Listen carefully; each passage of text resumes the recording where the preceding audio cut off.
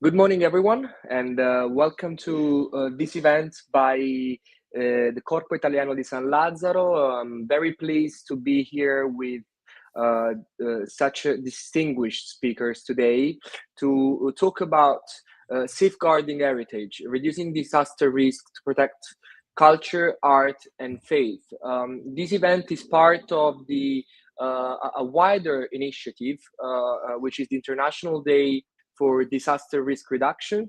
As I was mentioning, we're going to have four distinguished speakers, Dr. Del Pinto, Ms. Montey, Mr.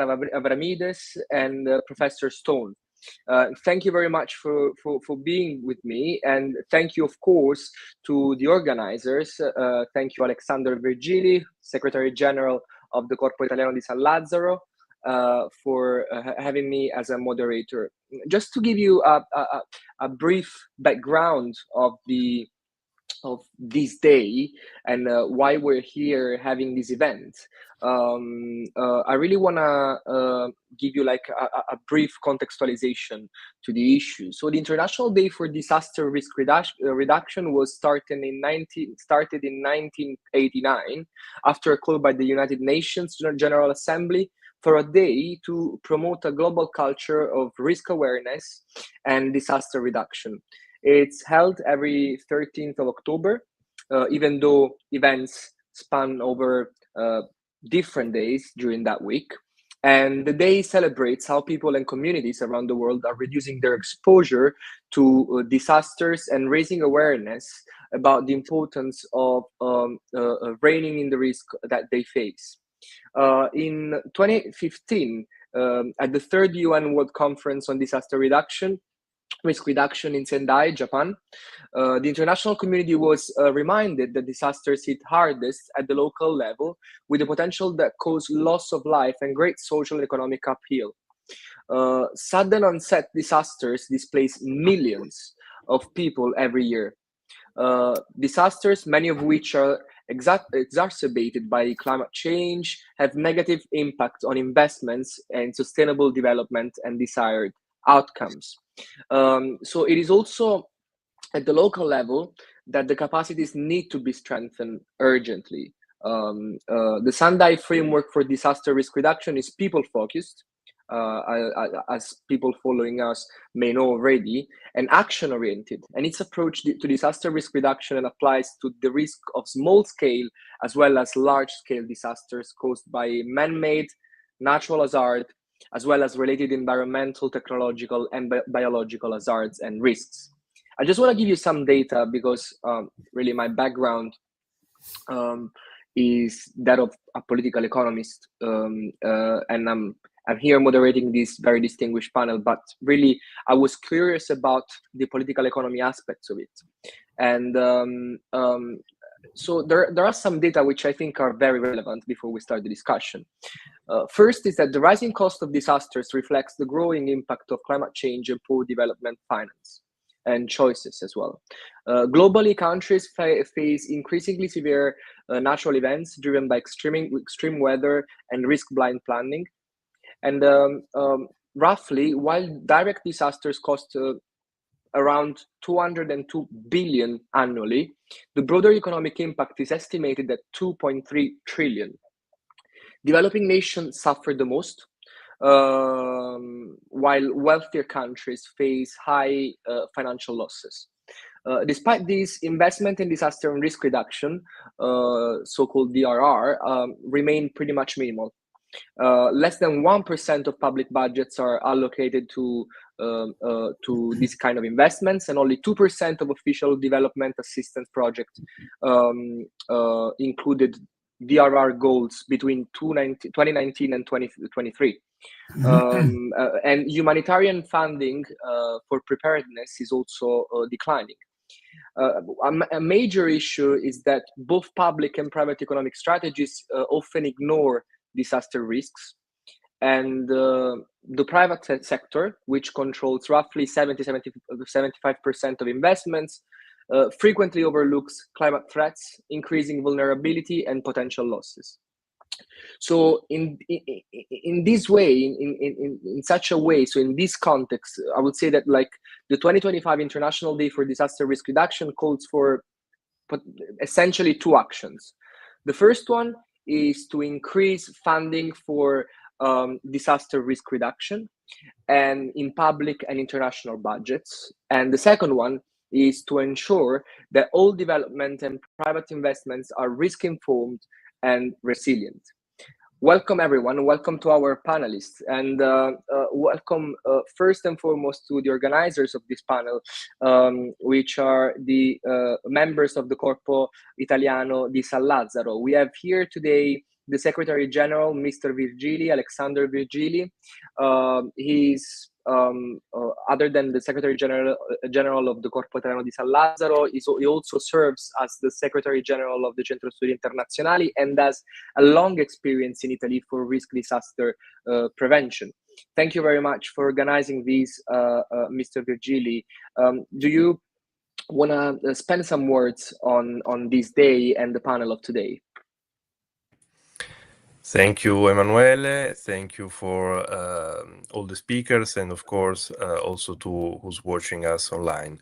So it is an honor to welcome and address you today on behalf of the Corpo Italiano di San Lazzaro, which is an organization committed to the preservation of cultural heritage. So our mission actually extends beyond humanitarian aid and civil protection, our main activities for many years. But now we actually focus on safeguarding our cultural assets as integral and sustainable part of our identity, history, and of course, shared values. In recent years, our organization has undertaken significant initiatives to protect and promote Italy's rich cultural heritage. For example, last year we formalized a collaboration with the Museo Nazionale Etrusco di Villa Giulia in Rome, and this partnership actually aims to enhance the accessibility and the use of the Veio Archaeological Park, which is an area of immense cultural and archaeological significance. Through this collaboration, we are also working to ensure that future generations can experience and learn from these invaluable sites, and of course, those kinds of activities are also similar to some of the activities that representative of other organizations here will then, I'm sure, present afterwards. Furthermore, of course, our commitment to cultural heritage is reflected in our organizational structure. We have a unit specialized on cultural heritage protection and development, and we are proceeding with many projects also this year, thanks to the Jubilee in Rome, linked to also the landscape and archaeological sites throughout the, let's say, pilgrimage routes to Rome. So this year's edition is the 10th of, let's say, what we call in Italy the Giornata Internazionale per la Riduzione dei Disastri. So for the International Day of Disaster Risk Reduction. We did not have, let's say, a national event in Italy that actually was linked to this International Day. So in 2016, we managed to have our first conference, and since then the event actually has grown very much. And today's event is one of the 4 initiatives of this edition. We had already an event in Livorno, in Tuscany, in May. Then we have today. Then on next Monday, we will be in Naples. And next weekend, we will be in Bomarzo, which is in Lazio region. So also I would like, of course, to thank the high patronage of the European Parliament for this event and the patronage of the Chamber of Deputies, the Senate of the Republic, the INGV, and other national organizations, ENEA, and so on, that actually supports us every year for this event. So Our cultural heritage, encompassing, of course, monuments, artworks, sacred sites, and tradition, is not merely a reflection of our past. It is a foundation of our identity and a beacon guiding our future.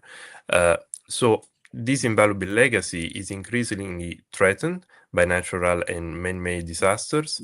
For example, a recent UNESCO and World Resources Institute analysis reveals that 73% of World Heritage sites are highly exposed to water-related hazards, such as drought, water stress, or flooding, and approximately 600 of these sites are at risk due to water scarcity, nearly 90% being cultural properties of UNESCO World Heritage Center. So I think that today's event and the theme that we decided to have for this 10th edition is very important throughout our the whole world. So I'm really grateful for all the speakers that are here together today, because I think that we really have to work together, each of us with its own organization, try to figure out collaboration and activities we might do together, if it's academic or it's an NGO or whatever, international organization. I really think that the goal is the same, and so thank you very much for being here today and for today's discussion. So I leave it to Emanuele. Thank you.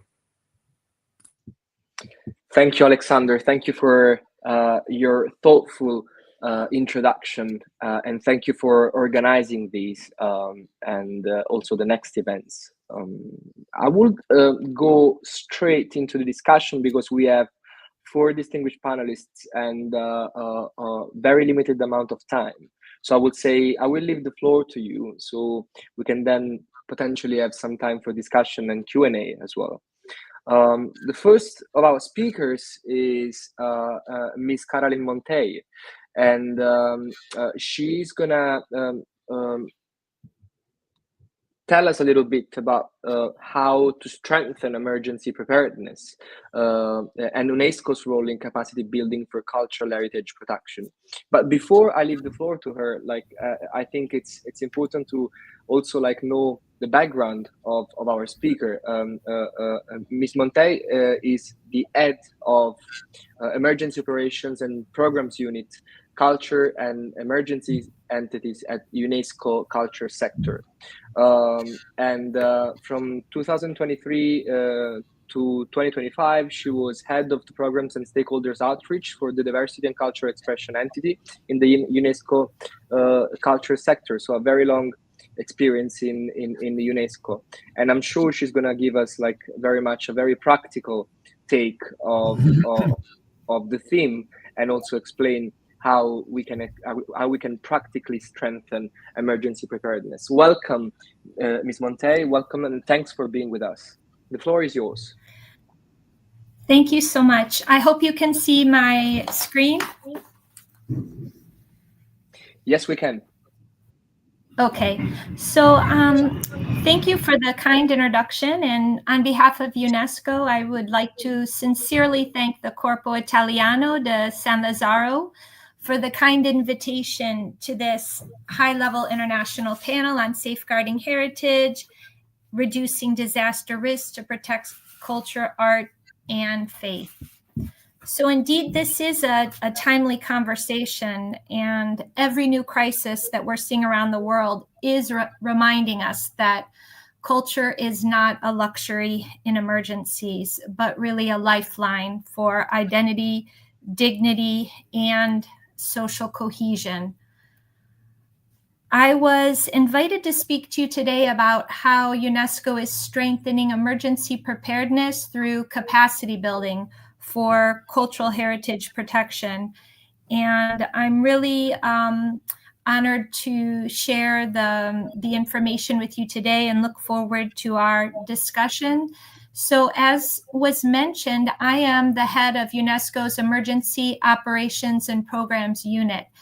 we lead and coordinate the emergency operations for UNESCO culture sector across all of UNESCO's sectors, whether it be science, education, communication and information, gender.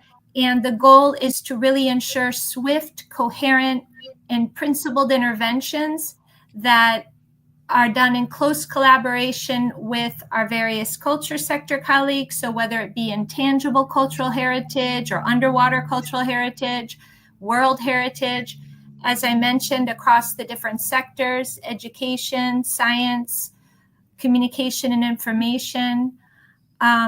We also work with our field offices. We have 55 field offices around the world. We work with ministries responsible for culture, for transport, for gender, for youth, a variety of ministries. We work with NGOs, various intergovernmental organizations.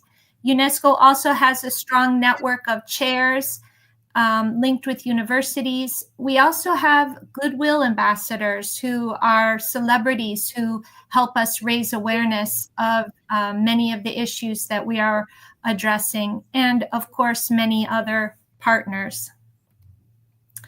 So when we talk about supporting culture in emergencies, we're really talking about imminent threats to culture that could be stemming from conflict, but also from disasters and risks. These could be triggered by natural or human-made hazards.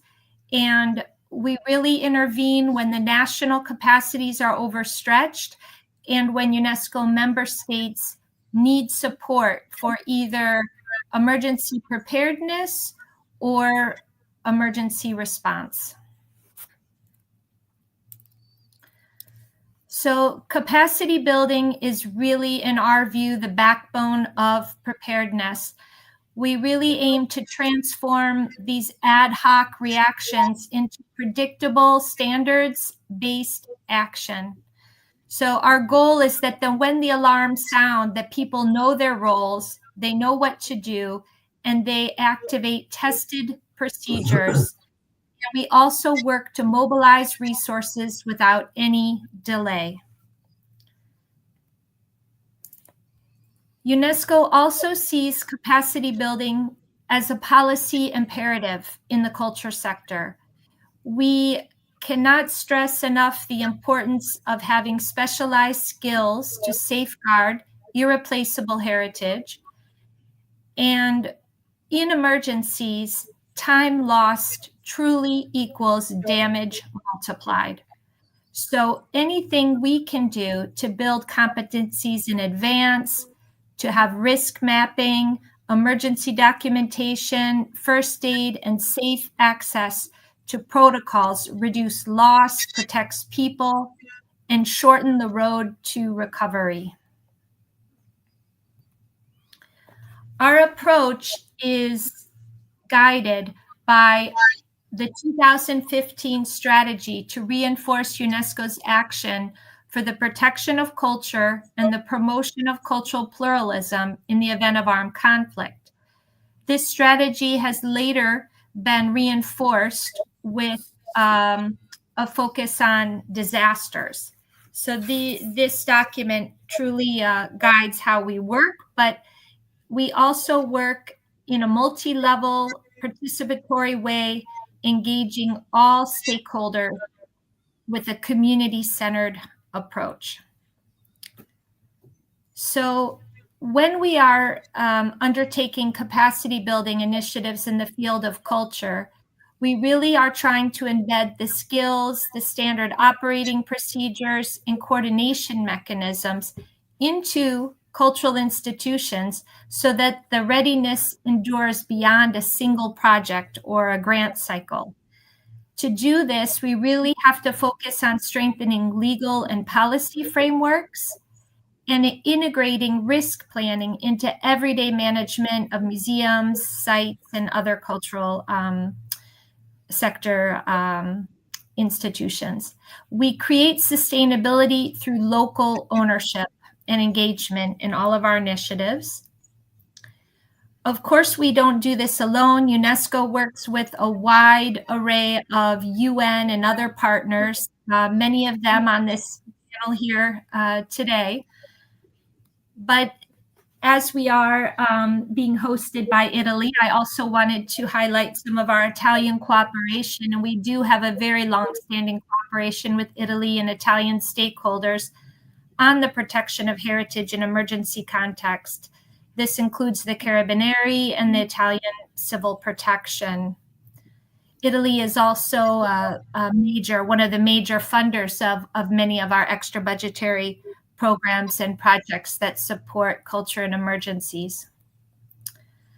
I also wanted to take a minute to share a few examples of some of our flagship projects that we have going on right now. So one of the examples I wanted to share is a program called Resiliage that we are working with through EU funding for disaster risk reduction and culture through research and innovation. And we are partnering with the Politecnico di Torino in Italy and several European organizations, trying to prevent and reduce the impact of natural hazards and climate change by leveraging natural and cultural heritage as drivers of resilience, while deepening the understanding of citizen responses to disasters. So this is developing and testing digital and other solutions to strengthen disaster preparedness and resilience. Another very important example that I wanted to share, which is serving now as a model for other countries in emergencies, is the UNESCO creation of a culture hub in Lviv, Ukraine. So just this year, since its inauguration, we have trained over 2,000 people in Ukraine. 60 civil society organizations have used the hub as a venue for their own capacity building. It serves as both a safe space, a civic space, and it's UNESCO's on-the-ground training center. And we use this to strengthen skills for emergency interventions. And also, it could be a space and serves as a space to offer psychosocial support through culture as well. This model has been duplicated in Sudan, and we are now working on one for Afghanistan. It's quite a unique approach, and we're really happy to see the success that it's had during a conflict in Ukraine. Next, I wanted to make sure that everyone is aware of the importance of our UNESCO Heritage Emergency Fund.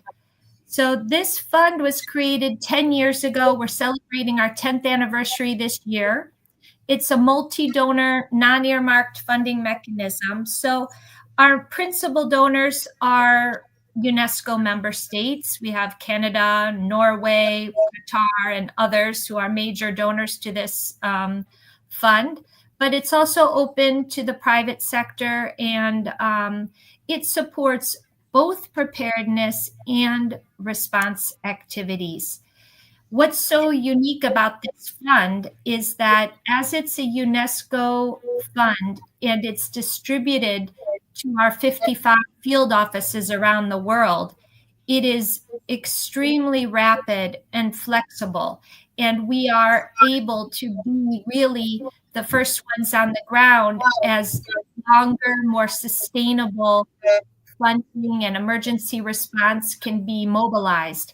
This is something where as soon as a disaster strikes, we are quickly able to get the funds needed for various interventions, whether it be for conflict or disaster, for tangible or intangible heritage, for cultural institutions, museums, even for artists and cultural professionals. And through this fund, we also work intersectorally, notably with the science sector for natural disasters. So one of the, I love this photo from one of our recent projects in Mauritania, where we were bringing digital technology to very remote villages, but how did we get it there? By a donkey. I just thought this was a good example of the lengths that we go to get these projects done on the ground.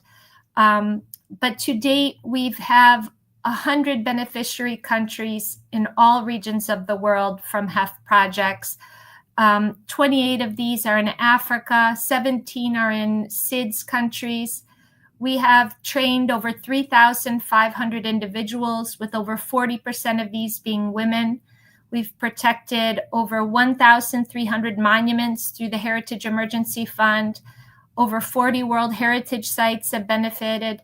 And as I mentioned, this also has supported artists and cultural professionals, various cultural institutions. We have numerous examples to share, but I wanted to just highlight a few. So we have developed through the Heritage Emergency Fund a fire risk management guide. And this offers fire risk management approaches for both cultural and natural heritage, including living heritage. And it integrates prevention, mitigation, response, and recovery, as well as disaster preparedness and monitoring. And following the development of this guide, we also initiated pilot testing across Latin America and the Caribbean. And this has proven to be a very useful tool, notably for World Heritage and museums. We've also developed a new tool using AI to help museums develop disaster risk preparedness plans. So this is just being finalized now, and we will begin the pilot testing in the end of this year and early into next year. And this is really seen as a way to raise capacities while also helping museums have a disaster risk preparedness plan that they can turn to in emergencies. Lastly, I wanted to mention a survey and study that we carried out this year on how women are impacted in emergencies. And the results of this study were recently presented at the Mondial 2025 World Conference on Cultural Policies and Sustainable Development. So our website lists a lot of information about how UNESCO is supporting our member states to safeguard culture in times of crisis. And I invite you to visit it, or also contact me if you want any more information. So thank you very much for your attention, and I hope that this was useful. Thank you very much indeed. It was extremely thought-provoking, to be honest, and your focus and you stressing the necessity for capacity building, I think, is a very is a substantial point that perhaps we can go back to after all the speakers have done their speeches. And speaking of capacity building, I think we can move now to another very practical kind of perspective on urban form of spatial vulnerability and how to map risks, and especially in heritage cities. And to discuss this, we have an expert from the United Kingdom, Dr. Monia Del Pinto. She's a lecturer in sustainable and resilient urbanism at Loughborough University, and where she also holds a PhD. She's an internationally recognized researcher and educator in disaster risk reduction in the built environment, with a background in the post earthquake reconstruction in central Italy. Thank you very much for being here and for agreeing to participate in this event. So really, my question to you is, how can we map the risks in heritage cities? And to kind of link the discussion with the previous speaker, what kind of capacity building can we do in such contexts? Hello, everyone. Thank you, Emanuele, for the question, and thanks, Alexander and the Corpo Italiano di Lazzaro for the invite today.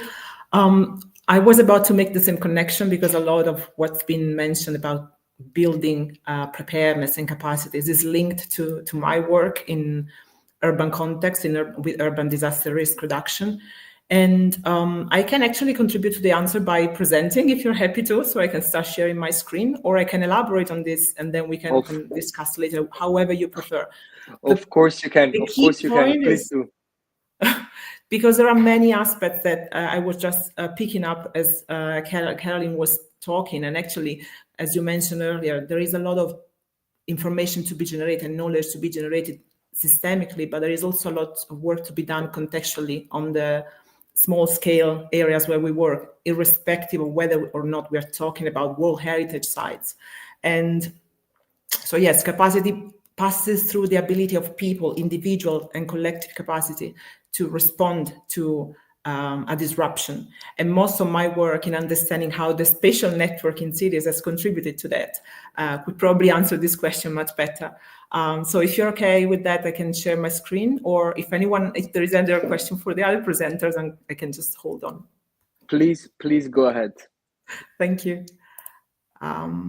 Just tell me if you're able to see the screen.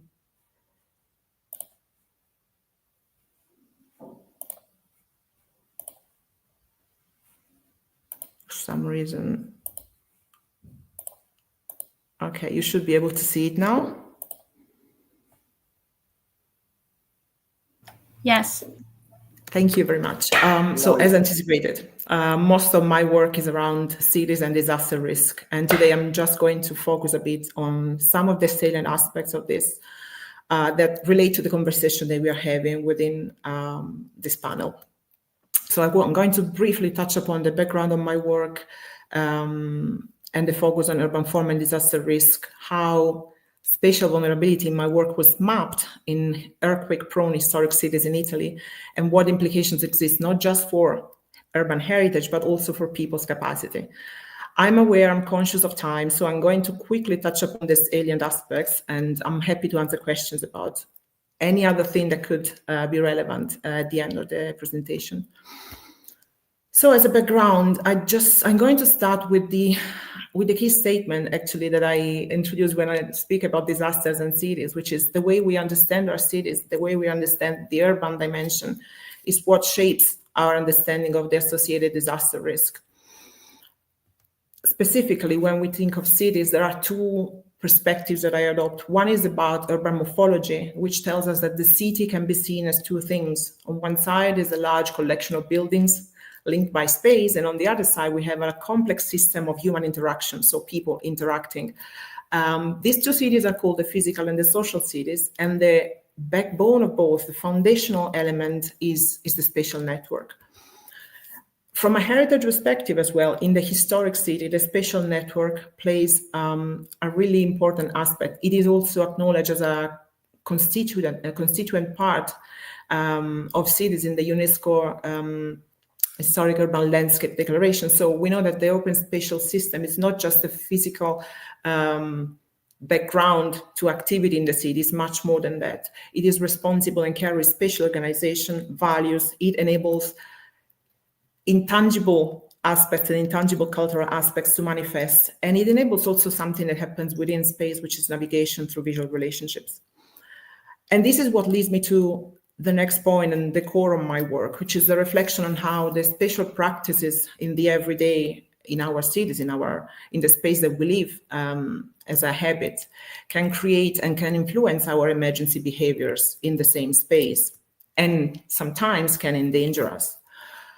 For those of you who are familiar with the Italian context, these three pictures have been taken in three different moments in the same city, which is Norcia. The main first picture shows the main square in Piazza San Benedetto. In a random day in 2016 before the earthquake. And the second and the third are in order, a picture portraying the square being used as an emergency space during one of the 4 shocks in the seismic sequence in 2016-17.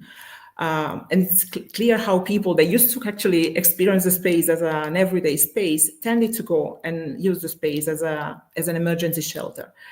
This would have also happened on the 26th of October when one of the main shocks hit the city of Nocha if the city wasn't preemptively evacuated. And that was a very smart move because the other option would have been that people in the scenario that replicating the emergency evacuation would lead them to the square would be endangered along the path. This aspect of the spatial network becoming an element of serving the emergency and at the same time serving the people needs is something that has been present in disaster studies but not deeply explored, and is what actually led me to investigate it more deeply in my research. And I focus specifically on the urban public open spaces, which is a spatial network, intended them as an interrupted network of publicly accessible open spaces in cities, which are our streets and squares. And the key aspects, the key assumptions, that observations that are really obvious is that the urban spatial network is the very first informal critical infrastructure that is activated in every earthquake response. It activates in every point at all time, at the same time, because the moment buildings become unsafe, people just flood the space to find safe shelter. At the same time, space is an overlooked functional element in cities and disaster risk reduction because it tends to be seen in our habits, process planners, and sometimes in emergency management experts as something that's secondary, ancillary to buildings.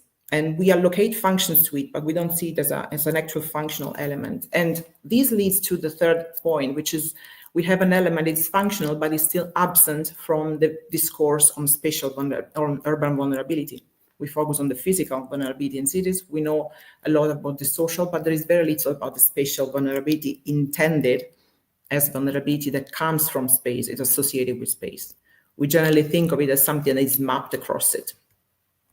So this is what informed, in a nutshell, my work on urban form and disaster risk. The foundational work that I'm going to present today explored the role of the spatial network in earthquake-prone settlements, but then it developed to this day, basically, with testing the methodology, broadening it to the multi-hazard context, and most recently focusing on UNESCO World Heritage cities exposed to climate hazards. All the research areas that I've worked with are obviously rooted in urban morphology and architecture, but intersect with disaster studies. There is a lot of urban planning and emergency planning as well. And there is the enrichment of the critical heritage studies as we approach the heritage that I mentioned. So today I'm going to focus on the first part of research, just because it was particularly significant also in relation to the day of the International Day of Disaster Risk Reduction in Italy. So my focus for today's presentation would be on the case studies that I work with, and where the case studies that were hit by the 2016-17 Central Italy earthquakes. Those familiar with the area may know that Italy is a highly seismic, especially Central Italy is a highly seismic region.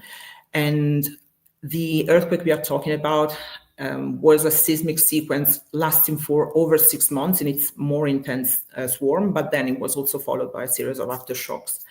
And there were several main shocks hit in different regions, the 4 regions that are highlighted here. And I chose to focus on 4 different settlements, one from each of the regions, carrying different spatial fingerprints, so different layouts, and also being subject to different regulations on how to manage that space. Different regions means different rules.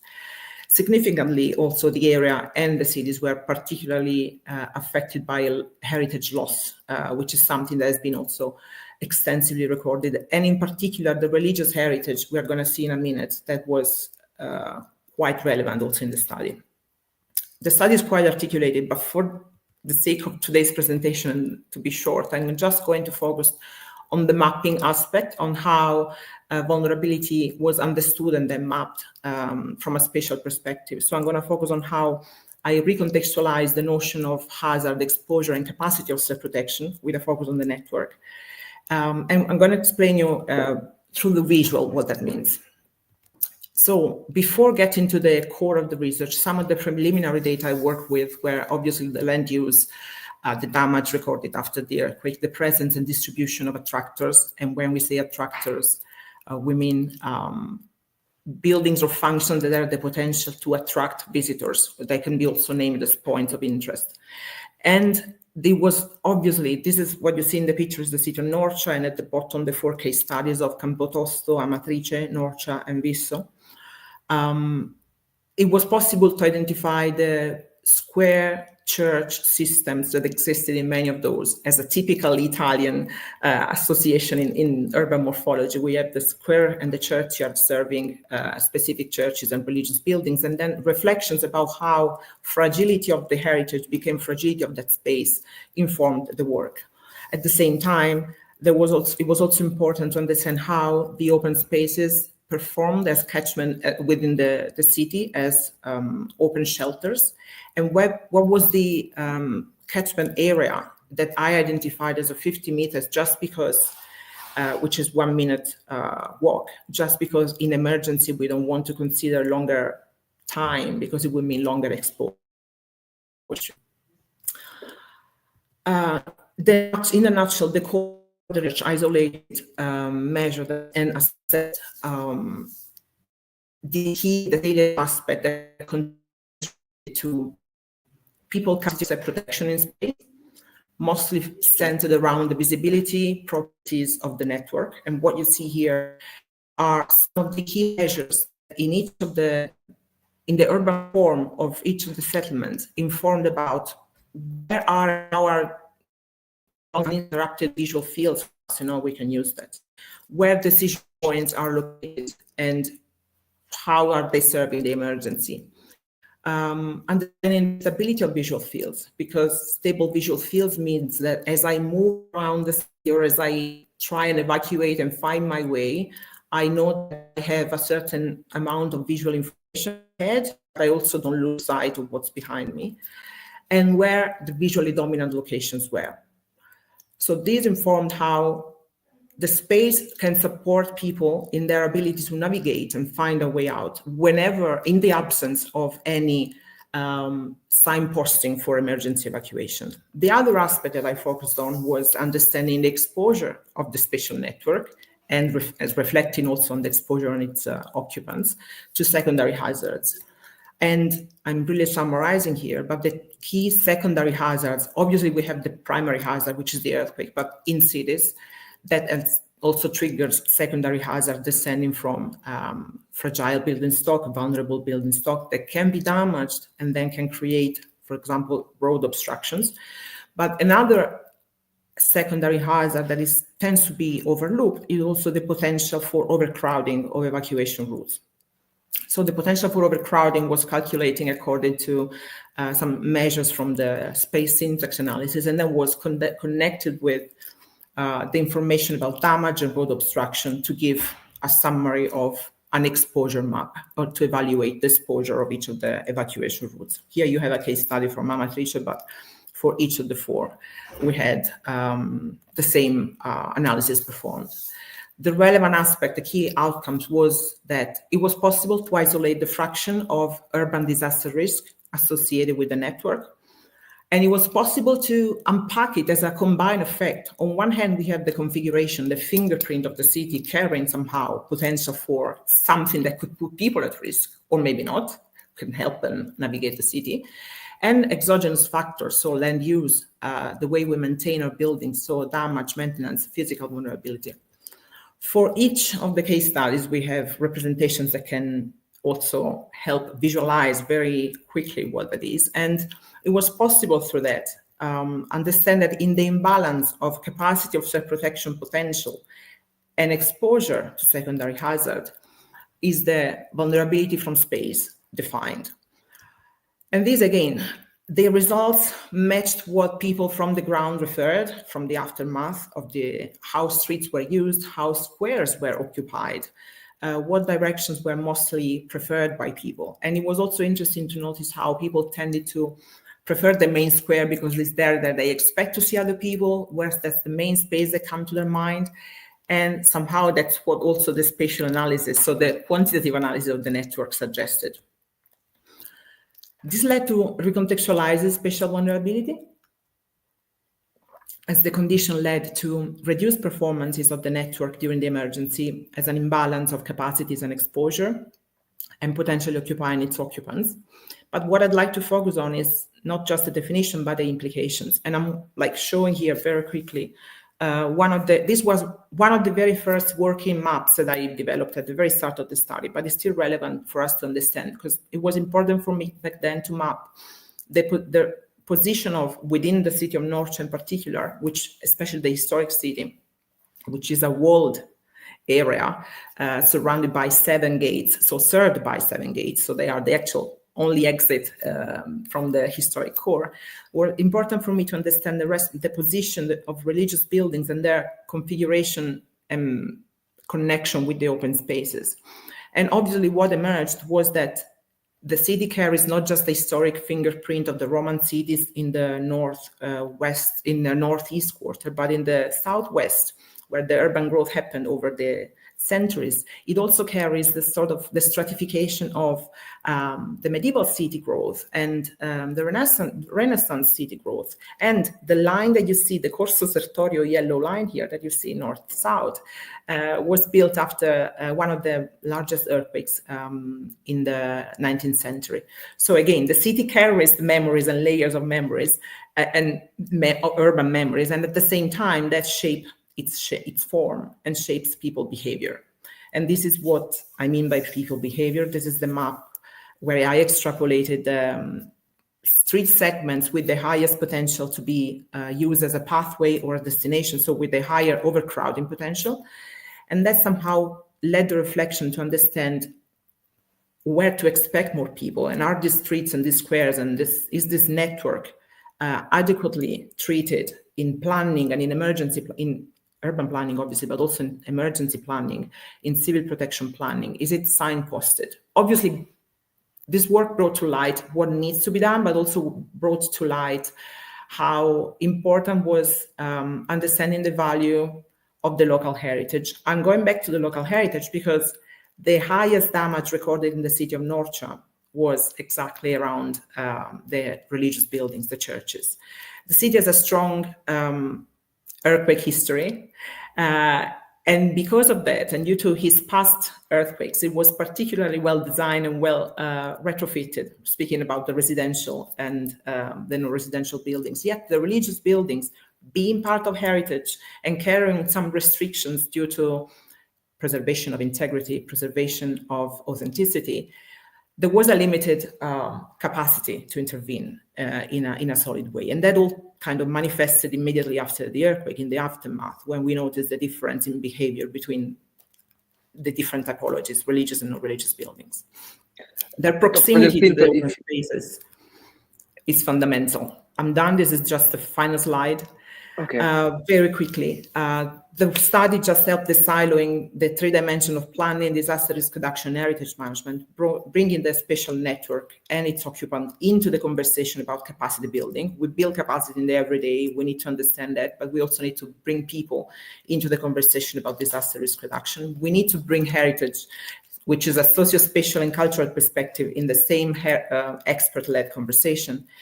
And the final reflection is the twofold connotation of heritage. On one side, we have a passive object of conservation, but on the other side, we also have an active co-determinant of risk and resilience to be acknowledged. And this is what I'm doing in my current work, that obviously, for obvious reason, I'm not presenting today, but just for those of you who are interested, there is a lot of work in collaboration with ICCROM and the World Heritage Cities about broadening this understanding of capacity build and support to capacity building activities from ICCROM, and continuing mapping with the collaboration of NGOs and people, so people living in heritage cities, to understand risk from their perspective. And this is all, and I hope I answered to the initial question, actually. Thank you very much. I'm going to stop sharing right now. Apologies if I ran over time. No worries, no worries. And thank you very much. Thank you. It most certainly addressed the question in a very technical and intriguing way, I must say. And it was especially interesting how kind of linking to the capacity building issue, you pointed out the necessity for to develop networks that can in a way support the capacity building process. I think given the time constraints that we have, I'm just gonna leave it here for a second. I'm gonna leave it there, and I'm just gonna move to the next speaker. And then if we have time, maybe at this point, I would say 10 minutes, we can go back to these two issues on capacity building and networks. But let me go to the next speaker, and I'm really glad to have here Professor Peter Stone, who's UNESCO Chair in Cultural Property Protection and Peace at Newcastle University, but he's here as a president of the Blue Shield. I'm not gonna I'm not gonna say too much about the Blue Shield because I know he's gonna talk a little bit about the organization and especially how the organization helps protecting cultural property in conflict and disaster. And thank you very much for being with us, Professor, and thank you for agreeing to be part of this panel. I think you have your microphone off. Yes, now. The floor is yours whenever you want.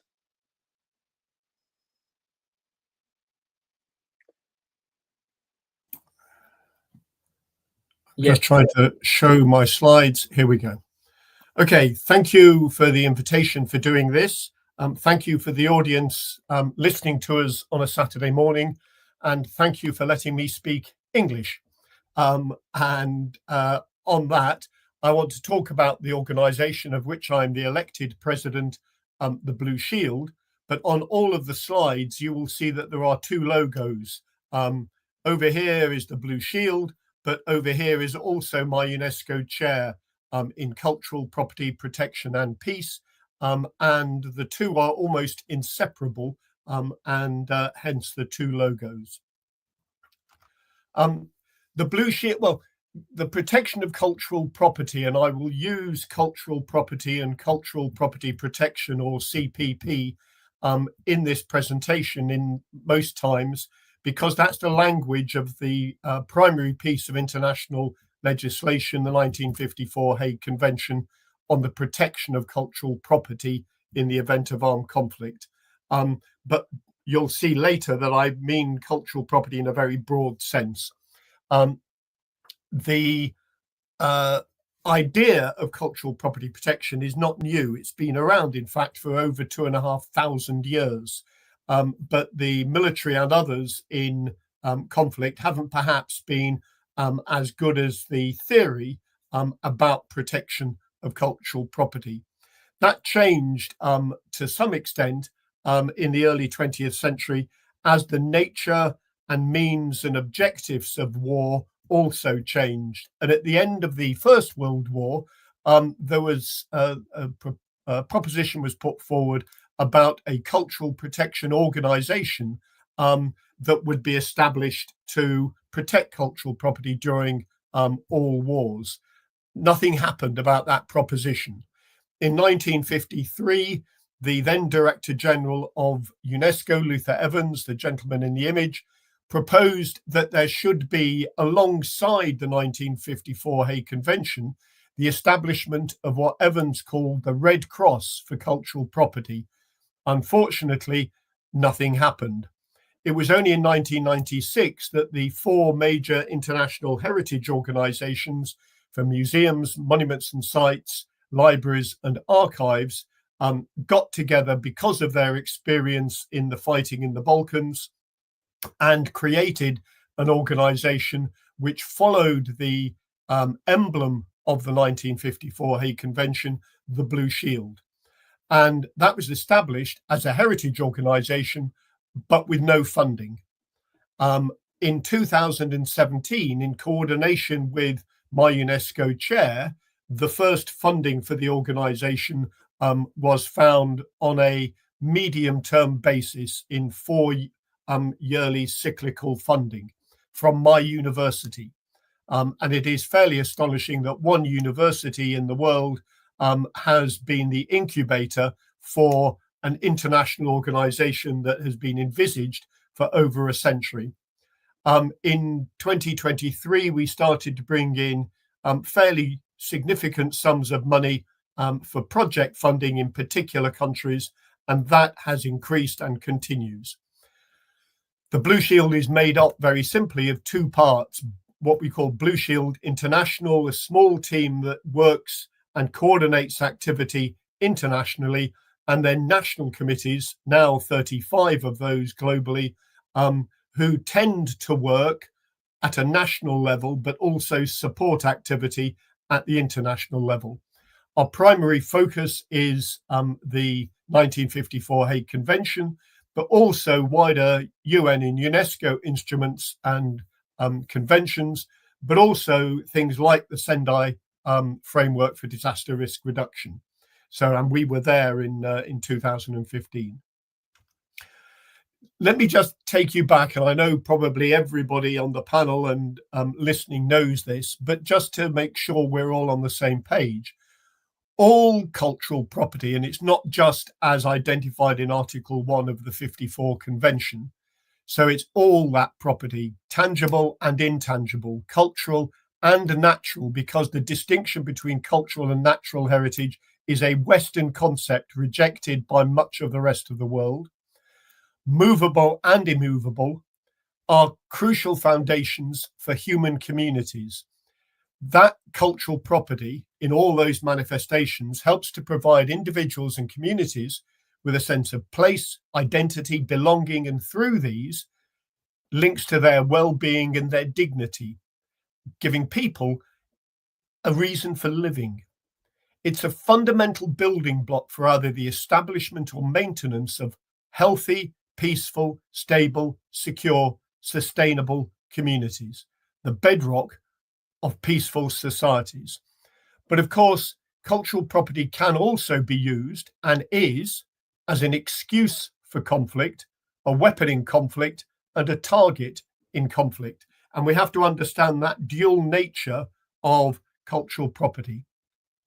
So trying to understand that and developing significantly from the original concept of a heritage organization in 1996, the Blue Shield this year, or in 25 and into the future, is envisaged as a triangle within a circle. And if you'll bear with me with the analogy, the points of the triangle are 4 different sectors who are all involved in either armed conflict or natural disaster, but start that involvement from very different places. However, their end goal are very similar in Blue Shield language, the maintenance or establishment of those healthy, peaceful, stable, secure, sustainable communities. So the conversation that goes on in the triangle is those 3 sectors talking to each other about how CPP, cultural property protection, can help their own activities, leading to an initiative much larger than the sum of those 3 sectors. It is essential that that work is done in peacetime. The Hague Convention says 8 times, in times of peace, X must be done. In times of peace, Y must be done.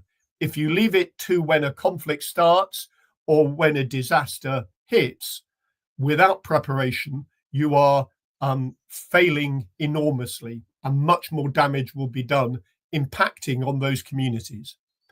But the conversation in the triangle can only take place in the context in the circle. So will, in a political sense, all of those involved in the conflict actually abide by international humanitarian law and try to protect the cultural property? Or will they use it as an excuse for the conflict, a target and a weapon in the conflict, which takes us to the legal environment, the law. Which countries, which belligerent countries have ratified what international law, what national law is in place? Because the conversation in the triangle can only take place in the context of that political and legal broader context. And then the final really broad context is media. How will the media, the propaganda impacted on the conflict, explain the conflict to the rest of the population? And all of that is based around the bottom, the communities themselves whose heritage it is. Yes, world heritage is important, but so is the local, very small mosque or temple or church or whatever. So that's how we envisage Blue Shield. The key issue is that Blue Shield International is an independent, impartial, neutral, not-for-profit organization, just as envisaged back in 1953 by Luther Evans, and stressing the indivisible nature of the protection of people and the protection of their cultural property. And just as one appalling example of that, to underline that, in the village of Brocko in former Yugoslavia, the population were moved out of the village about a mile away, lined up against a large trench which had been dug, and machine gunned into the trench. But the trench was not filled up by the material that had been taken out of the ground to make the trench. Instead, it was filled up by the remains of that community's mosque, which had been destroyed, and as an archaeologist, I would say down to natural. So in other words, there was no evidence at all of a mosque ever having been there. As an archaeologist, I couldn't go and say, oh, here was a mosque. That had all gone, and the material was taken the same distance away and buried with the people. The protection of people is indivisibly intertwined with the protection of their property. And that's what Yves Dacour, the then Director General of the International Committee of the Red Cross, gentleman second on the, if you're going from the right, second in, actually said when we went to sign an MOU with the ICRC in 2000, just before COVID struck. And you see there we have legal agreements with many other international organizations. But the national committees of the Blue Shield may find it more difficult by their very nature to comply with especially the concept of neutrality. If your country is invaded by another country and you are a member of the National Committee of the Blue Shield, it may be difficult for you, understandably, to seek to be completely neutral in that conflict. So we understand that, we understand the pressures. And in a way of trying to bring the organization together and understanding those pressures, Blue Shield International and all national committees plan to and report on 6 areas of activity on an annual basis. I'm not going to read them all out there. You can see them on the screen. But they nearly all have the main activity of preparation. And it's only the last 2, emergency response and post-disaster recovery, are after the event or during the event. And we also have, we ask all of those national committees and BSI to work with 8 identified risks to cultural property during conflict, which I can go into at a later date. And the image there is from Blue Shield Turkey after the recent earthquakes there. We work a lot with NATO at the moment, but our aspiration is to work with all similar multinational organizations globally, and I will come back to that later. But with NATO at the moment, we work on exercises where NATO are playing out a scenario of a military campaign, but we put in difficult cultural property issues for them that they don't necessarily think about at the beginning of that exercise. And the idea there is to make sure that NATO think in secondhand, straight away, that they have to think about CPP just as they have to think about where their ammunition is coming from. We also work closely with NATO on the integration of cultural property data. In other words, cultural property that we would prefer not to be damaged during a conflict into their so-called no-strike lists. And the image on the left is of a site in Libya during the NATO air campaign in 2011 there, where 6 vehicles were identified as a target by a NATO targeteer sitting on an airfield in the Netherlands. They allocated one large bomb to destroy all 6 that were inside and immediately outside a derelict building. But then the equivalent of a red light flashed on their computer because their coordinates for their derelict building were the coordinates for a fortified Roman farm that we had got on the list of sites pleased not to be damaged at all. They therefore changed the ordnance in military speak. They changed the bomb and they used 6 precision weapons. And you see one of those vehicles destroyed and the other 5 look very similar, but the Roman farm is still there intact. So we do have a direct impact on the work in conflict. We also work very closely with peacekeeping deployments, with the UN peacekeeping deployment in Lebanon, UNIFIL since 2013. And that relationship built a trust and a partnership between the UNIFIL staff, both civilian and military, the Lebanese armed forces, the Lebanese NGO Beladi, Heritage for Peace, and that helped with the clearing up in 2020 after the explosion at the port, and has been working together as a partnership in protecting cultural property in the south of Lebanon in the recent Israeli invasion of the country, which fighting is still ongoing, despite the idea that Lebanon has fallen off the media circuit. So showing that you have to work there 7 years in advance, building trust, building partnership before a disaster hits or a conflict starts. We also work with the Hellenic Multinational Peace Support Operations Center on their training. But the aspiration is to work with all UN training schools. Sorry, the one I missed out was the UN training school in Ireland. We've been working there since 2018, and that's the image, training peacekeepers about the importance of cultural property to their work.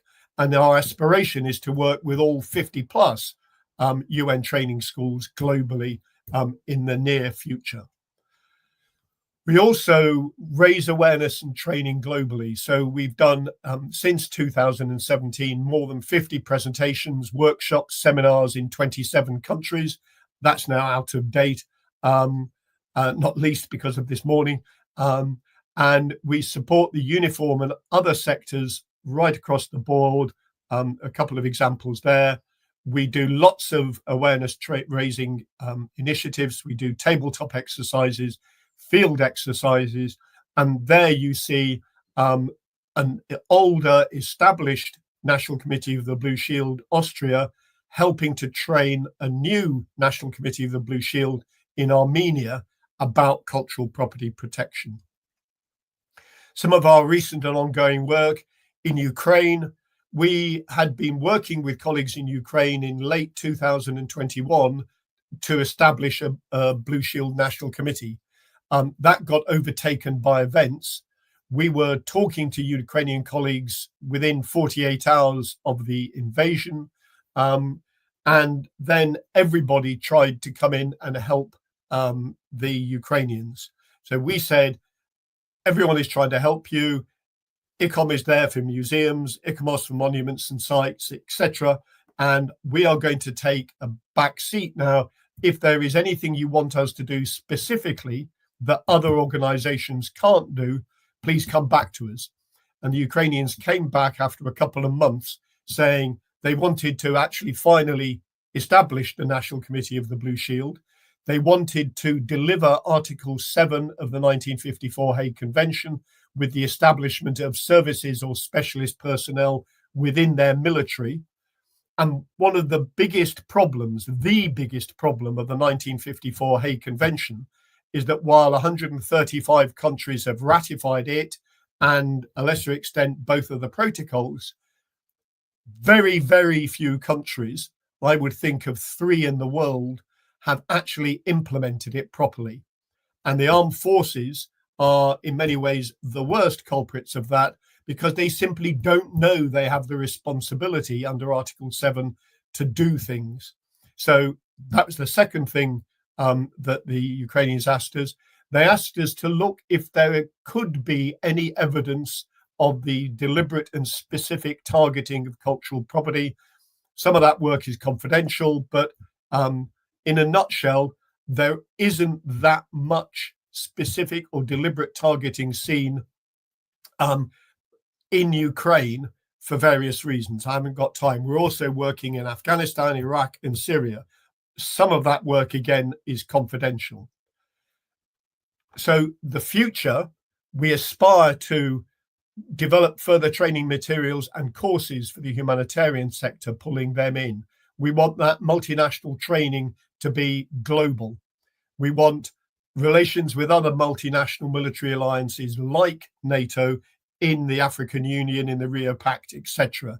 We want better and more effective to other conflicts where we're only able at the moment to monitor them, such as Yemen and Sudan. We want to increase our reputation globally with national committees and many, many more things. But to achieve this, we need better core funding support. We have therefore instigated and got funding for what we call the Fulfilling Potential Review, looking at the governance, management, processes and procedures of the Blue Shield to make sure that we are an organization fit for purpose. And we have a funding plan where we know the university funding after 12 years will end on the 31st of December 2027.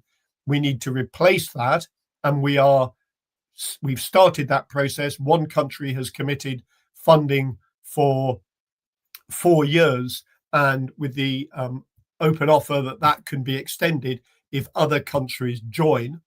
And by 2027, the end, we want to have a team of at least 4 in one central office. And by 2030, we want that team to have increased to at least 12. And I could give you a lot more detail about that, but I don't have time. There is still a very long way to go. The people in the image are the students who helped both in 2020, following the explosion at the port in Beirut, to protect heritage and to stabilize heritage.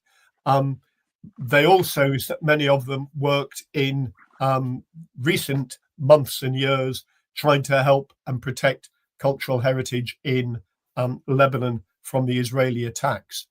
They are the future, but what we are trying to do at the moment is acknowledge the understanding that such an organization needed to be created back in the early 20th century. And ever since, where we are, where we need to be, is a long way further. It won't happen in my lifetime, but my role is to try and set those foundations in place so that the Blue Shield really does become the cultural equivalent of the Red Cross. Thank you very much. Thank you, Professor Stone. Thank you for this fantastic presentation on the Blue Shield International. That was extremely interesting to know about this organization, and well, we really invite our public to, if they want to, explore the organization more with the links that Professor Stone has provided in the presentation. Just as a reminder, this event is recorded and is going to be available on all social media pages of the Corpo Italiano di San Lazzaro from now on. Thank you very much again, Professor Stone. I'm going to go straight to our last speaker, because we also have a couple of questions that we want to answer, and perhaps we're going to take 5 minutes more if it's okay for everyone, because I really want to give, like as promised, the 15 minutes to our last speaker, who's Mr. Yannis Avramides. Thank you very much for being here. He's a senior director of programs for the World Monuments Fund, and he's also gonna pretty much discuss about his organization. Before that, like I really wanna kind of stress like his role as he supports the development and implementation of strategies that enhance the conservation of built heritage, working closely with a variety of stakeholders to ensure effective outcomes. So a very hands-in and practical kind of experience. And so I really want to give the floor to you by asking you what kind of effort from the World Monuments Fund perspective should we have to safeguard cultural heritage from disaster risks? Thank you very much for being with us. The floor is yours. Thank you, Emanuele.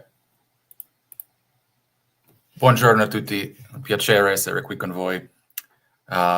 Good morning. That is the last Italian that I will try to speak today. My name is Yannis Avramides, and yes, I'm a senior director of programs at World Monuments Fund, and I will try in this presentation to answer some of the questions that Emanuele just posed. First, about my organization. World Monuments Fund is the leading independent organization that is dedicated to safeguarding the world's most treasured places. It's an organization that was founded in 1965, so it's celebrating its 60th anniversary this year. 2025 is a big anniversary year. It has worked at more than 700 sites across 112 countries, and we are headquartered in New York with offices and affiliates in Cambodia, France, India, Peru, Portugal, Spain, and the United Kingdom. The work of the organization addresses climate adaptation, inclusive heritage, balanced tourism, and of course, post-crisis recovery. I would also like to say that it's particularly meaningful to be addressing an Italian audience this morning because the 1966 Venice floods were WMF's essentially very first crisis response project, and that led to a long relationship for the organization with that city and with Italy. And since then, we've completed nearly 100 field projects in Italy, investing over $23.5 million in the process. So please talk to me separately if you're interested, because we rely on partners and on our professional network to help guide us to the places where our resources and our efforts will make the biggest difference. And we would like to continue working in Italy, again, where we can be in the places where we can be the most useful. For today's talk, I will draw from WMF's global experience in immediate response and long-term recovery after disasters. I picked a few places, 4 places to show as examples. These don't all represent my own work. This is representing a much bigger team of specialists. And my core message for the presentation, if there is one, is that heritage recovery isn't just about buildings, but it's fundamentally about people, begins and ends with people. So what we do at World Monuments Fund is that as practitioners that work directly with local communities, we implement field conservation field projects on the ground.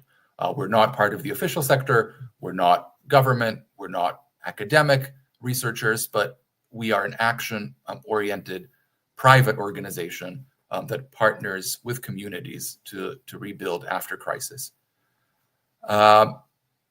In terms of the spectrum of disaster work that I think will be familiar to people here in the audience, from prevention and preparedness through to immediate recovery, immediate response, and to longer-term recovery, I would say that WMF primarily engages through response and recovery through local partners. These phases blur together in reality, so that our heritage work often begins a few months after a disaster, and then projects move through multiple phases over the years, and that is something that can be seen in our work.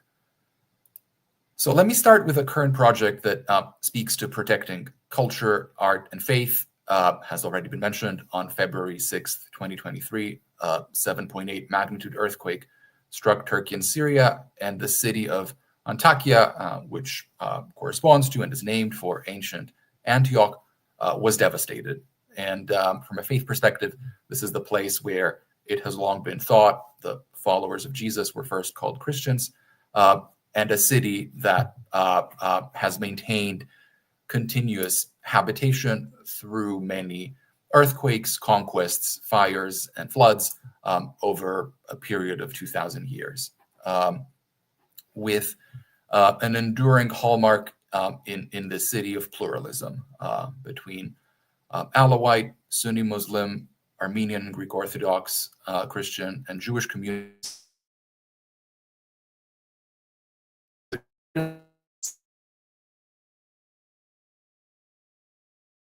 Earthquakes. So my organization is currently working at two faith-based heritage places in Antakya, with support from the U.S. Ambassador's Fund for Cultural Preservation and the U.S. Embassy in Ankara. First, the Greek Orthodox Church, which is dedicated to Saints Peter and Paul, a church that was built originally around 1900 after an earlier wooden structure was destroyed in another earthquake. You see some of the remains, standing remains here. Used to be a distinguished stone building with a central dome and a bell tower that used to serve a community of over 1,000 Orthodox Christians, which is part of a larger community of about 12,000 in the region, conducting their liturgy in Arabic and Turkish. And it was part of the whole complex that was more than just a space for worship, but also included offices, social halls, this big courtyard here, and also a cemetery. And it's a site that was completely destroyed by the earthquake. All the vaults and the central dome of the building were lost. The bell tower toppled, columns collapsed. And so what WMF did is we responded relatively quickly, within 4 months after the earthquake. In June 2023, we led a first field mission to conduct structural assessments, install monitoring devices, and develop emergency intervention strategies for then formal work to begin in 2024 through collaboration with the Church Foundation and through a team that we assembled that brought together both people who we have worked with in Turkey for a long time and whom we trust, and also newer team members from Antakya. I think I have a view of our team from a recent visit. The immediate priorities here were practical but essential, trying to secure the site, trying to install temporary shoring, and then starting the process of removing debris and collecting and storing collapsed fragments, which is a process that is now complete. And so now we are in the planning phase for reconstruction, and that involves developing seismic designs, which will have the goal of improving the earthquake performance of any building that gets reconstructed here in the future. And there are a lot of interesting options that the team is exploring. There is very much a long road ahead here, and of course, I would be happy to go into greater detail. We're also working at the synagogue of Antakya. The Jewish presence in Antioch also stretches back to antiquity, but this here is another 19th century late Ottoman structure. Antakya that you see today is it's an Ottoman city. Fortunately, unlike the church, the synagogue survived the earthquake, still standing, but it sustained serious damage. So we have also signed an agreement with the Synagogue Foundation here to undertake emergency measures with the goal of understanding the significance really of all the features of the building over time, and then making decisions about repairs.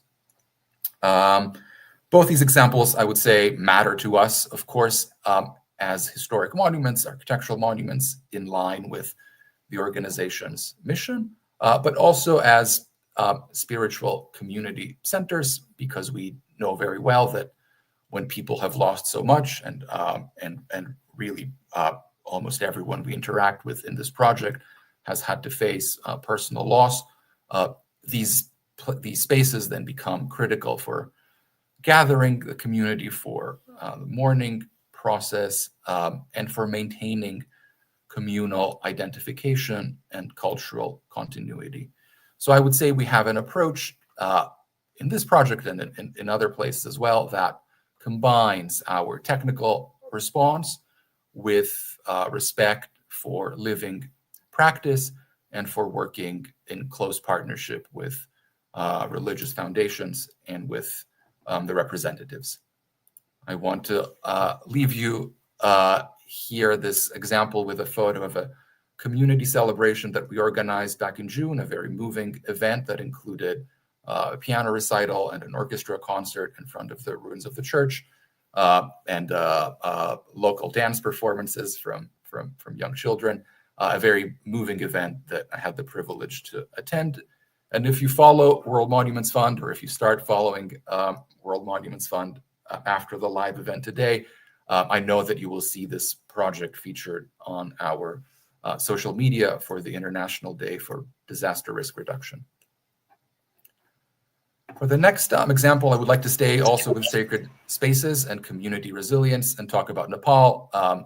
After the 2015 earthquake, the Charnarayan temple in Patan collapsed completely, a living Hindu temple that was built in the 16th century and was part of the Kathmandu Valley World Heritage Property. And what was remarkable here is that even with the building destroyed, worship at the site continued. You had people continue to bring daily offerings to the idol that was still standing at the center of the collapsed temple, where no, sorry, jumped ahead.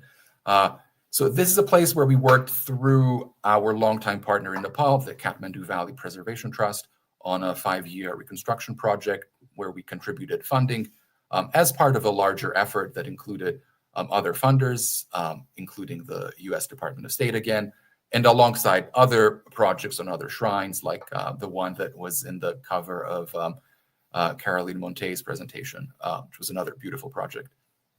And here, just like in Antakya, this was another project that required navigating approvals and then developing seismic improvements that are invisible but very important to incorporate in the reconstructed building.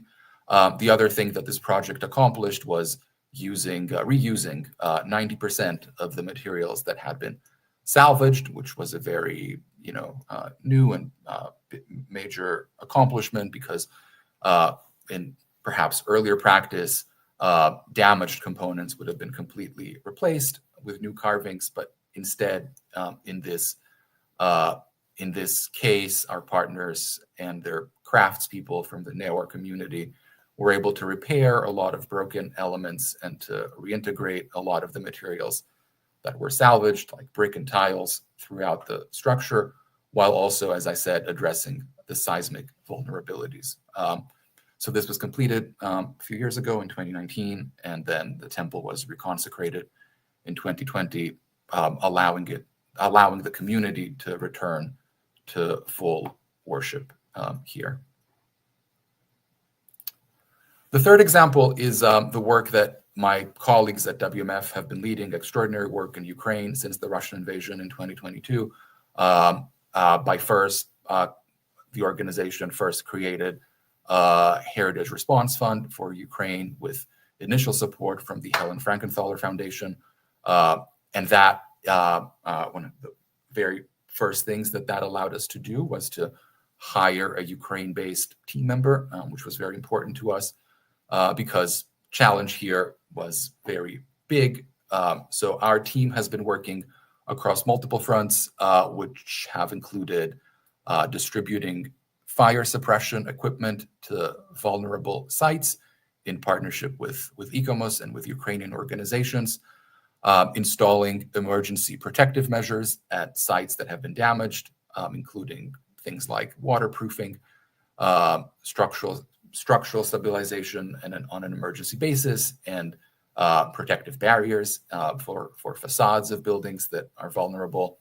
And then also one of the more recent efforts, but we also think a very major contribution, conducting damage assessments in the hardest hit oblasts, which include Kyiv, Chernihiv, and Sumy.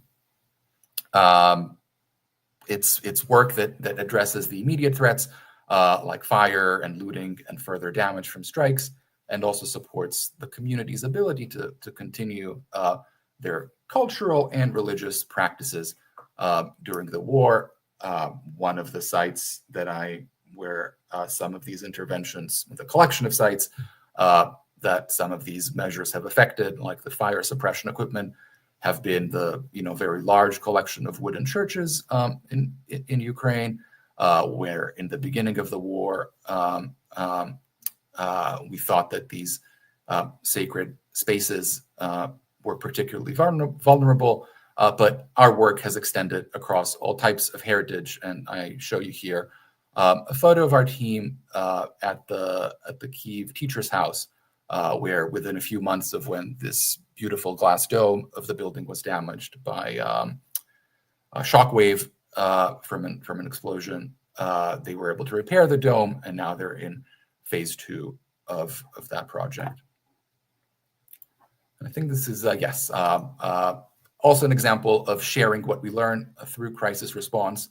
After the Notre Dame fire in 2019, we were not involved in the reconstruction, but instead we partnered with the National Federation of Firefighters of France, which is an organization with 285,000 members that is responsible for training most of the firefighters in France, outside of Paris and Marseille.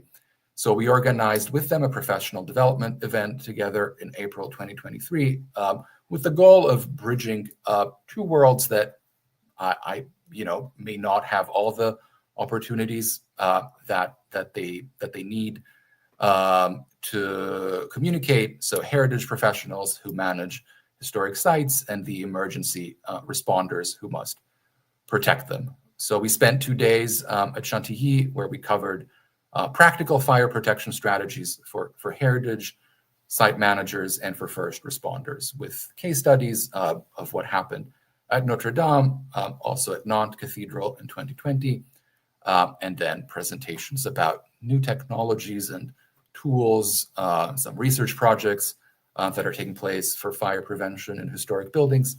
And we think this was an event that, with our partners for it at the FNSPF, that succeeded in creating a direct dialogue between the heritage and the emergency response sectors. And in the end, we had 580 people attending. So we were very happy about that. At the end here, I'll just close with 3 takeaways.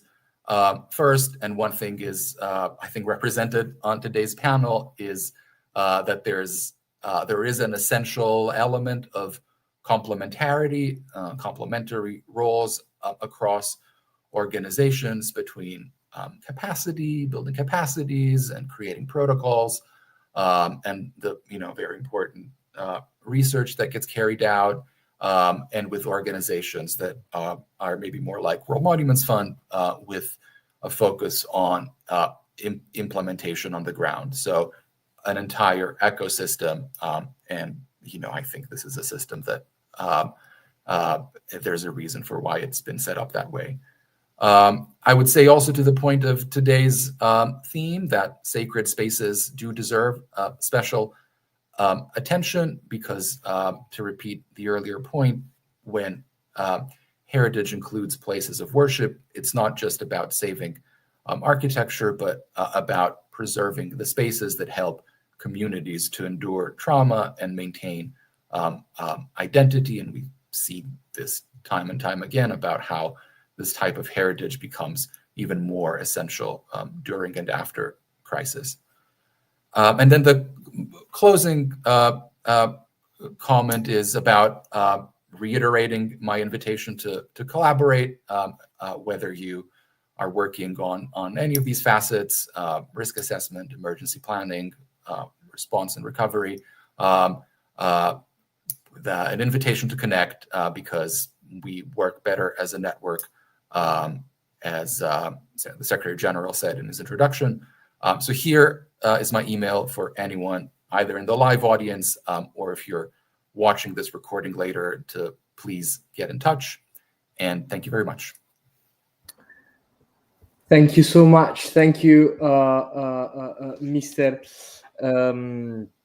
Avramides. And I think we've come to a conclusion. We might have time if, let's see, I think we might have time if we take both of them together. We might have time to address a couple of questions that came from the public during the live stream. We have one question that asks, how can we foster stronger synergy and collaboration among the various organizations committed to the protection of cultural heritage? And the second question is, how can different priorities such as profit, governance, and public interest be reconciled to create impactful joint initiatives? Who wants to address these ones? I guess like perhaps let's do this way. Ms. Monte, do you want to answer the first one, and then the second one we'll see who's going to answer it?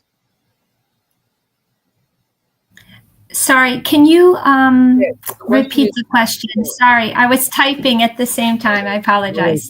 The question is, how can we foster synergy and collaboration among the various organizations committed to protection of cultural heritage?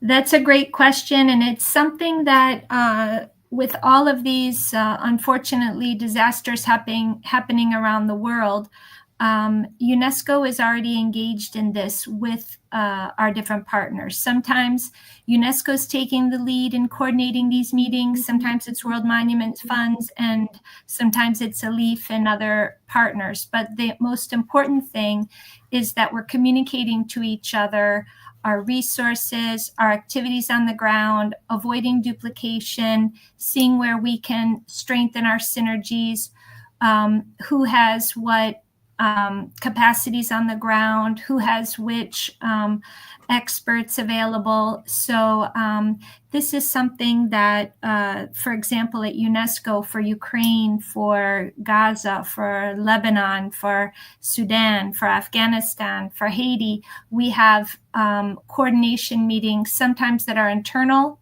even just amongst our culture sector. It could be our whole organization across the different sectors and including our field offices. And at other times, it broadens out and it includes the different partners who are working on the ground.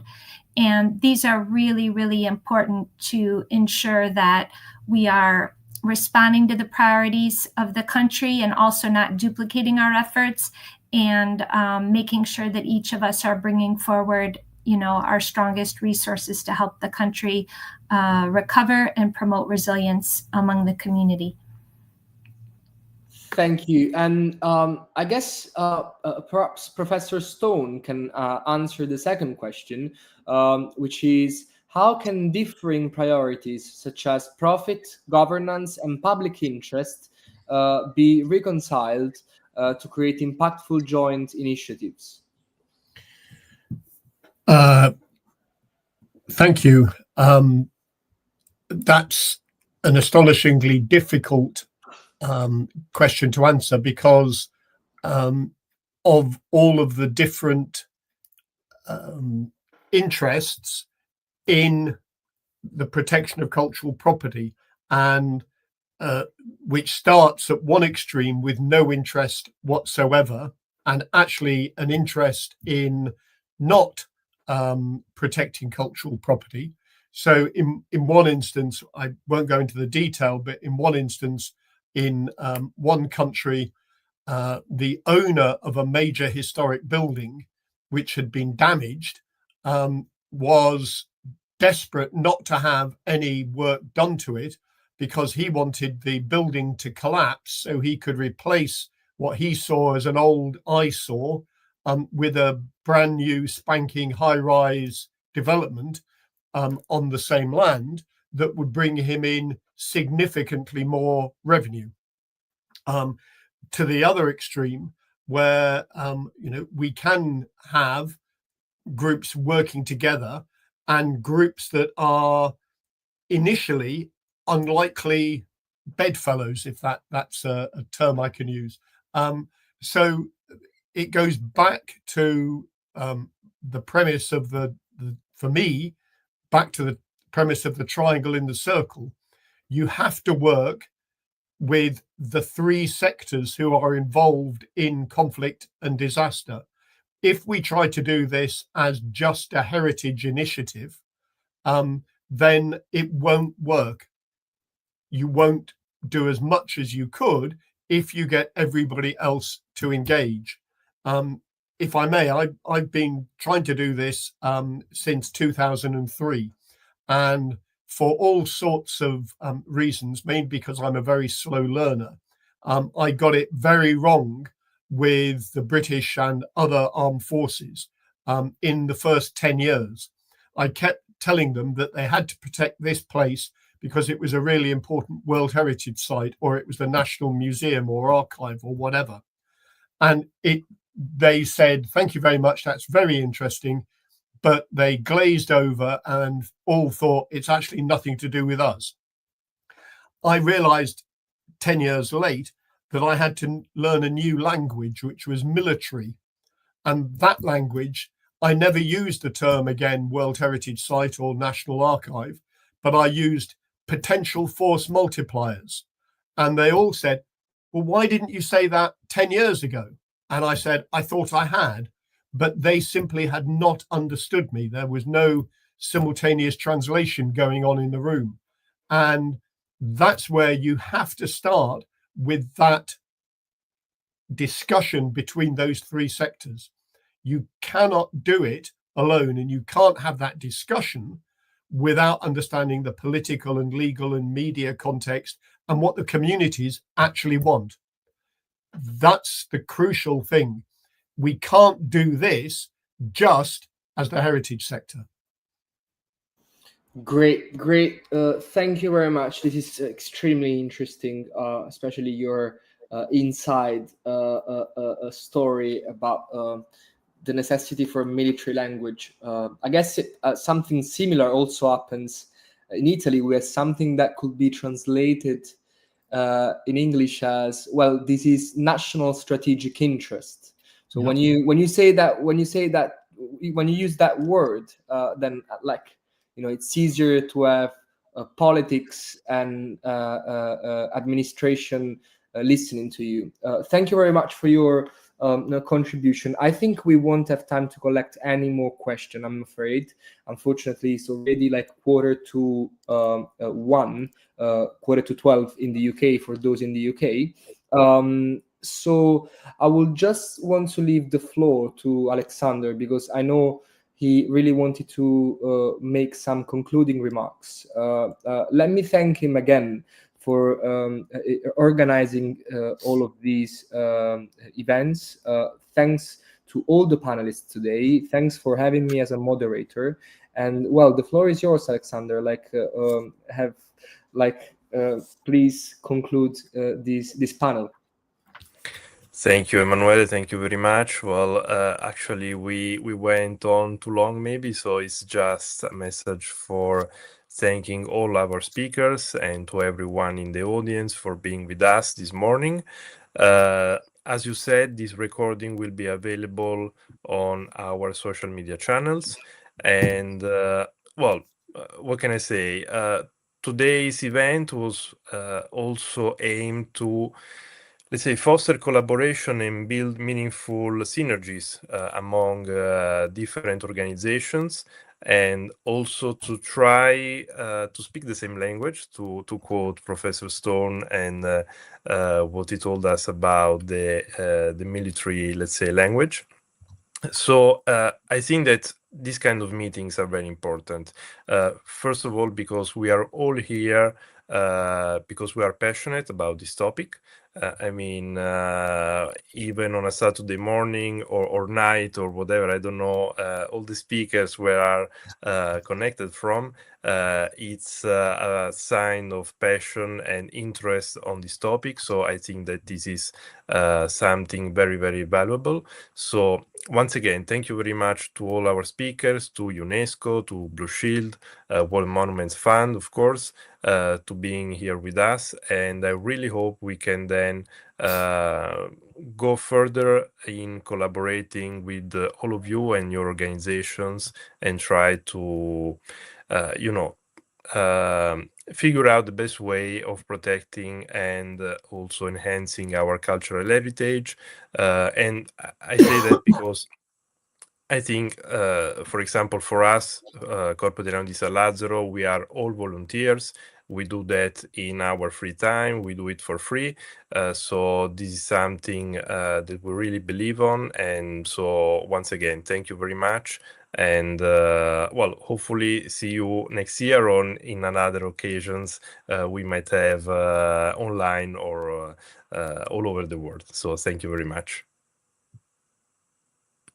Thank you, all of you. Thank you for being with us. And well, see you at the next event. Thank you to our panelists as well. Thank you.